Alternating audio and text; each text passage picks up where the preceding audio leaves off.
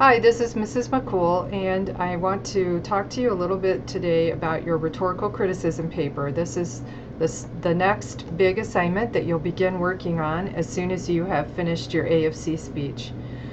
Please don't wait until the last minute to work on this. You'll want to get started right away because there is a little bit of research that you need to do, as well as analysis and critical thinking. If you go into the major assignments folder, you will find the folder labeled Rhetorical Criticism. If you click on that, it will take you into the elements within the folder. And the first thing that I want to do is talk about the paper itself. So we'll go there. The Rhetorical Criticism assignment is an assignment that's going to help accomplish some course objectives by allowing you to critically analyze a famous speech. Criticism, as you know, is the use of our insight and imagination to clarify our reactions and to gather specific instances to support our reasons and to suggest ways in which we may improve our presentation. The art of rhetorical criticism is about the evaluation of speeches to enhance one's rhetorical artistry. So this is a very important assignment for you to think through how others use rhetoric in order to create effective speeches. The assignment requirements: first, you'll critique either Margaret Thatcher's eulogy of Ronald Reagan, and I've provided a link here in case you wish to do that, or if you don't choose to use her eulogy of Ronald Reagan, then you can go to theamericanrhetoric.com and choose your favorite Reagan speech, and hopefully you can find the speech not only in text but also in video format, and oftentimes those can be found on YouTube. So YouTube is a good place to search for that. The content of the paper is approximately 5 to 6 pages. That is approximately 15 to 1800 words depending upon how you like to judge your writing. And it will be utilizing the lecture material found on this link, How to Do Rhetorical Criticism. And so we'll take a look at that in just a minute here. This is on the Patrick Henry website. Your paper should have 2 distinct sections to it. In the first section, you will address and try to answer this major question, which is, what are the rhetorical strengths of this speech? So we're looking for a detailed, thorough analysis. You're not necessarily going to comment on the weaknesses of the speech, but you're looking for the rhetorical strengths. What did the speaker or the speechwriter do well? The second section then will address, what have I learned by doing this critique, and what or how can I incorporate these ideas into my own rhetorical practices. So in other words, the first part of the paper is your actual critical analysis of the speech. The second part of the paper is a reflection on what you've learned through that analysis and how you intend to apply what you've learned to your next speech, which is the persuasive speech. Now, you really don't have a lot of room. 5 to 6 pages is not very much space. And so don't try to say everything. Instead, be concise and try to begin with your own impressions of what makes that speech powerful. Then try to phrase your thoughts in terms of 1 or 2 of the 5 canons, or you can talk about logos, pathos, ethos. But what you don't want to do is try to discuss all of them. So you want to pick the 1 or 2 or 3 different things that are most pertinent to that particular speech and address that. So you can see that I put in bold there. Use only the tools that you need to get the job done the way you want to do it. So you're not required to talk about every single thing, but pick those things that make the most sense with this particular speech. Again, in this paper, you are to analyze, not summarize what was said. And so you will want to use specific examples, which would be quotations from the speech, to develop your analysis. This will give your paper substance. And again, I've provided another link, and this is on the Patrick Henry website, a little brief link on how to write an expository paragraph, just for a refresher in case it's been a while since you've done paper writing. Also, I noticed that sometimes when you click on a link, it may not open right away, and so if that's the case, you might try Control-click for PC or the Apple Command-click for Mac, and typically it'll open then. Okay, let's go to a couple of these hyperlinks that I talked about. So this first one is the hyperlink on rhetorical criticism, and you can see that it asks you a series of questions. It also reviews with you the 5 canons. It reviews Aristotle's 3 modes of artistic proof. And then it also introduces 2 more items that we haven't really talked about yet. One is called kairos, and the other one is tu prepon. Kairos has to do with timing, and as you know from giving speeches, timing is an important element in rhetoric. And so one of the things that you might address in your criticism is the kairos of the speech. You know, how appropriate is it? What is the timing that is involved with that particular speech? And then the second part, which is very closely related to kairos, is tu prepon, and this has to do with the fitness for the occasion.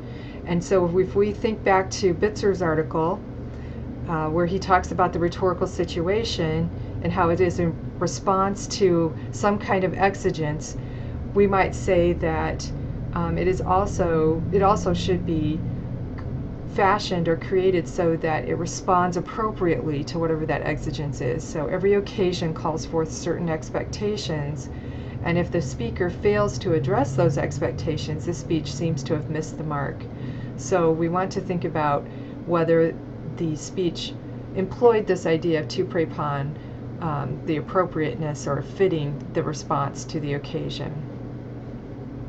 So this page does a nice job of just reviewing over those basic concepts. And again, you just want to pick out various ones of these to address in your criticism. Don't think that you have to address all of them because you don't really have the space to do so. So only pick out the ones that make the most sense with the speech you're analyzing.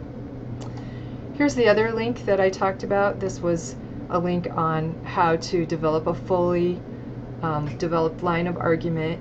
And again, if you're a little bit rusty on paper writing, this is a good method of exemplification, elaboration, illustration, and application.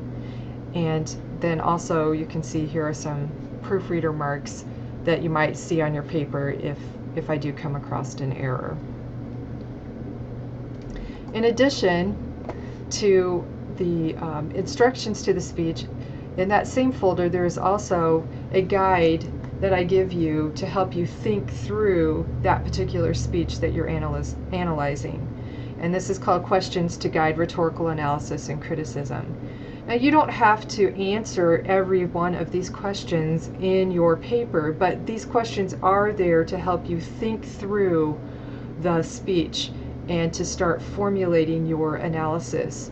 And so you can see that it starts out very basic with who composed this text or speech, what else has this person composed, what is this text or speech's intended audience, what are they assumed to know or believe, what statement does this text or speech make, and how is this message supported and conveyed, what does the author do, what seems purposeful about this speech, what does the author hope to accomplish, how do the author's moves signal his or her intent, what point of view does the author adopt and what makes it evident?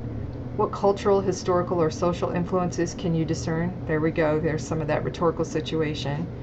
What are the remarkable features of this speech and how are they arranged? Here's an analysis of style, syntax, diction.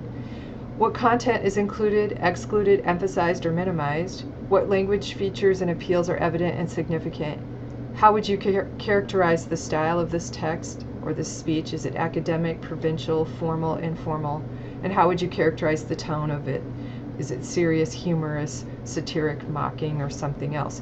So these are just some basic questions that you can use in your beginning analysis of your chosen speech. Also, if you are more pictorial, in other words, you like visuals, maybe rather than a list of questions, here is a really nice rhetorical framework diagram that can help you also think through how to analyze your speech.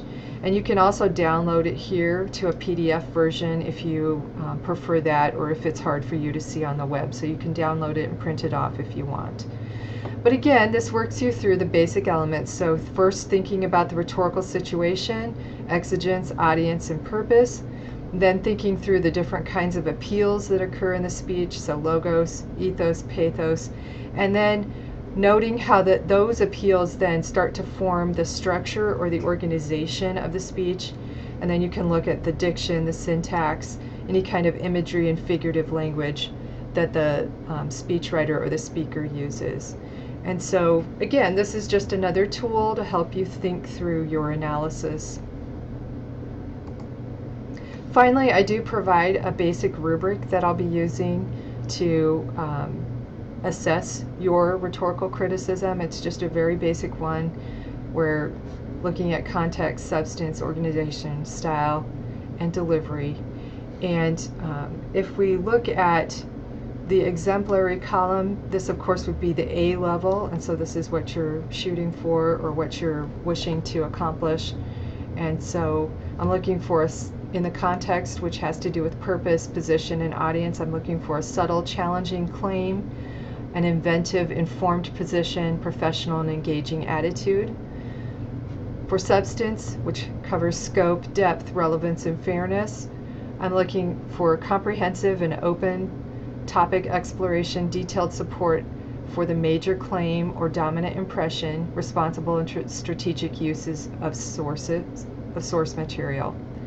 For organization, which has to do with focus, structure, relationship, and emphasis, I'm looking for a sophisticated claim at the message and paragraph levels, multiple organizing strategies, subtle transitions, and engaging momentum. In the category of style, which has to do with conventions, aesthetics, and variety, I'm looking for creative use of usage conventions, scrupulously responsible citation of sources, innovative voice, tone, sentence structure, and vocabulary or diction. And then in the delivery section here, which has to do with consistency, engagement, accessibility, and layering, I'm looking for innovative accommodation of media. And what I mean by that is how you actually organize the content physically on your page. So do you make use of headings or other ways to designate major sections in your paper? Innovative accommodation of conventions, which have to do with headings. If you have good use of contrast, a standard use of typography, white space, paper color, texture, weight, size, timing, any kind of visuals that you might include, and so forth. So that has to really do with the layout and design of the paper itself. Now obviously there are two major sections to the paper, so there would be a number of ways that you could visually delineate that for the reader, so you can think about that creatively.